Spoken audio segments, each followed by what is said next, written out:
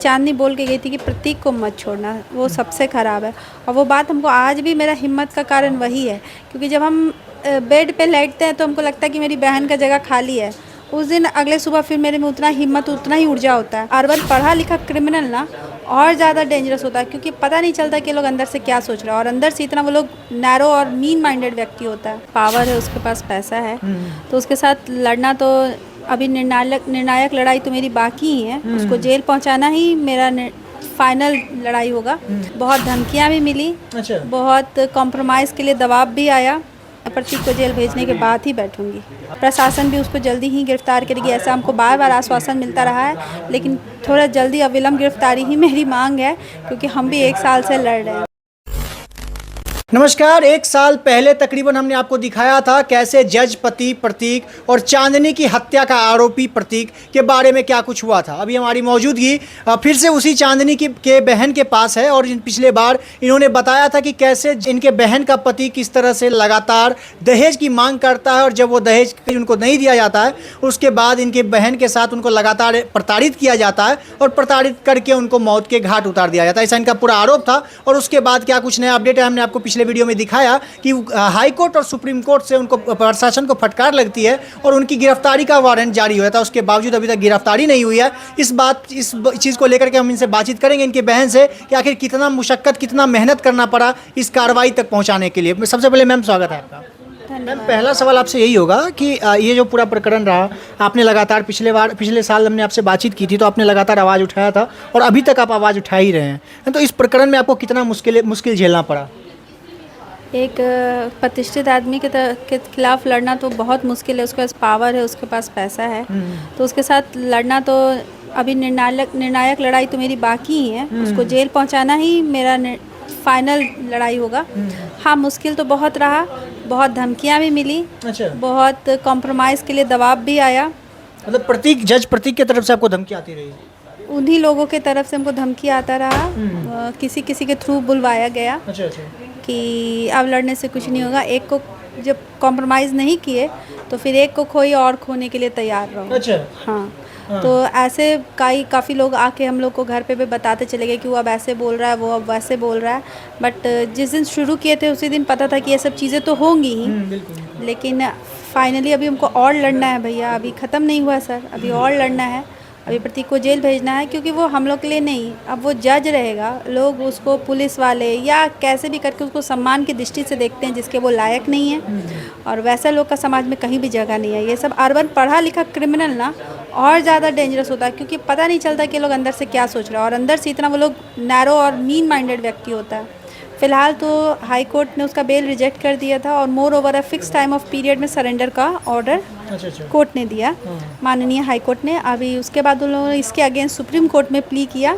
Supreme court ने भी इनका एंटिसिपेटरी बेल रिजेक्ट किया। अच्छा, तो मतलब अब आपको कानून व्यवस्था पर भरोसा हो रहा है? मतलब आपने पहले भी कहा था कि मुझे भरोसा है कि कानून, मुझे न्याय जरूर मिलेगा, कानूनी प्रक्रिया में आपको भरोसा था, आपने लगातार कह रहे थे। तो अब आपका भरोसा यकीन में बदल गया कि हाँ, अब सच में न्याय मिल जाएगा? मेरा भरोसा है कि एक व्यक्ति के खराब होने से पूरा न्याय व्यवस्था पे हम प्रश्न चिन्ह नहीं लगा सकते। प्रशासन पे भी मेरा कोई विशेष प्रश्न चिन्ह नहीं है। न्याय में देरी है, अनुसंधान में देरी हो सकती है, लेकिन अरेस्ट प्रतीक ज़रूर होगा, और न्याय व्यवस्था और प्रशासन पे जो जनता को उम्मीद है वो कायम रहेगा। इसको हम ही कायम करवाएंगे। लेकिन अब उसकी, जब मेरे पास सारा ऑर्डर है, तो अब उसकी अविलंब गिरफ्तारी हो तो मेरा भी न्याय सुनिश्चित हो और एक निर्णायक मोड़ दे हम इस लड़ाई को। एक सवाल आपसे होगा, लगातार आप 1 साल तक लड़ाई लड़े हैं अपनी बहन को न्याय दिलाने के लिए, तो क्या इस पूरे प्रकरण में, है ना, क्या कभी ऐसा लगा कि नहीं, हम नहीं कर पाएंगे? या जो गरीब तबके के लोग होंगे उनको देख करके अगर आप अपने आप को उनके जगह पे अगर रखते, तो क्या लगता है कि आप भरोसा टूट जाता, आप लोग लड़ाई नहीं लड़ पाते? क्योंकि जो गरीब लोग हैं वो लोग भी इसी तरह दौड़ भाग करते हैं, सक्षम नहीं होते पैसे खर्च करने में। तो क्या वैसे लोगों को भी न्याय मिल सकता है आसानी से, जिस तरह से आपने लड़ाई लड़ी है? देखिए, अगर एक अपना चॉइस भी होता है, ऐसा नहीं है। बहुत जगह सेटबैक भी मिला कि नहीं लड़ रहे हैं तो बहुत मुश्किल है, बहुत मुश्किल है। लेकिन एक बार चांदनी कह के गई थी कि प्रतीक को मत छोड़ना। ये चांदनी बोल के गई थी कि प्रतीक को मत छोड़ना, वो सबसे ख़राब है। और वो बात हमको आज भी, मेरा हिम्मत का कारण वही है, क्योंकि जब हम बेड पे लेटते हैं तो हमको लगता है कि मेरी बहन का जगह खाली है। उस दिन अगले सुबह फिर मेरे में उतना हिम्मत, उतना ही ऊर्जा होता है। दूसरी बात यह है कि हाँ, हम जब देखते हैं, जैसे हम हैं या मेरे साथ और भी लोग पिटीशन और पीड़ित रहते हैं, सबका अपना अपना कहानी है, देख के ये ज़रूर लगता है कि भगवान कहाँ है, ये देख के लगता है। और एक बात भैया हम ये बता दें कि अब अभी तक तो हम किए नहीं हैं, लेकिन जब आप बीत जाती है ना, तो समझ में आता है कि दुनिया क्या होता है। और अगर हमसे संभव हो तो अब हम खुद किसी एनजीओ के साथ जुड़ के, और गरीब लोग जिसको सही में लीगल एड की ज़रूरत है, लीगल सहायता की ज़रूरत है, उन लोगों का केस बहुत सही है लेकिन उन लोगों को समझ नहीं आता कि हम क्या करें। अब उन लोगों की मदद करने का हम प्रयास ज़रूर करेंगे, यहाँ से रुकेंगे नहीं। मेरी लड़ाई के बाद उन लोगों की लड़ाई हम जारी रखेंगे। अच्छा, अब अपनी लड़ाई के बाद अब उन लोगों के लिए भी लड़ाई लड़ेंगे? हाँ, लड़ेंगे, क्योंकि जब पहले हम सुनते थे किसी ने कहा कि जो मेरे साथ हुआ किसी और के साथ नहीं होना चाहिए, तो हम टीवी बढ़ा देते थे कि अब भाषण दे रहा है। एक आम आदमी का यही मेरा सोच था।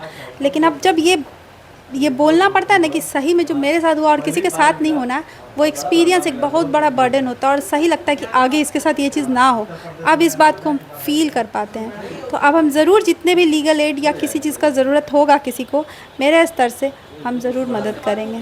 तो आखिर सवाल आपसे होगा कि कानून जो सज़ा का मतलब जो प्रकरण हुआ अभी पूरे मामले में जो कार्रवाई हुई है, उसको लेकर के आप खुश हैं? कोर्ट से, न्यायालय से खुश हैं? न्यायालय, माननीय न्यायालय से तो संतुष्ट हैं हम कि उन्होंने जजमेंट जो दिया, पास किया, वो सारे फैक्ट्स को देख के पास किया और एक मजिस्ट्रेट के खिलाफ पास किया। तो ये तो जो है ना, all are is equal in the eyes of law, वो वाला बात, सारे लोग समान हैं, इस बात को चरितार्थ किया। इस बात को एकदम माननीय कोर्ट ने इस बात को एकदम चरितार्थ किया। प्रशासन भी उसको जल्दी ही गिरफ्तार करेगी, ऐसा हमको बार बार आश्वासन मिलता रहा है, लेकिन थोड़ा जल्दी अविलंब गिरफ्तारी ही मेरी मांग है, क्योंकि हम भी 1 साल से लड़ रहे हैं। मतलब आपका बस मुख्य उद्देश्य अब यही रहा कि जल्द से जल्द उनकी गिरफ्तारी हो जाए, है ना? गिरफ्तारी नहीं हो रही है, गिरफ्तारी नहीं हो रही है। 1 साल से हम लगे हुए हैं और हम आगे भी लगे ही रहेंगे। आपके माध्यम से बता दें कि हम बैठने नहीं जा रहे हैं। जिन लोगों को भी लग रहा होगा कि ये थक हार के मैदान छोड़ दे रही है, वैसा नहीं है। प्रतीक को जेल भेजने के बाद ही बैठूंगी।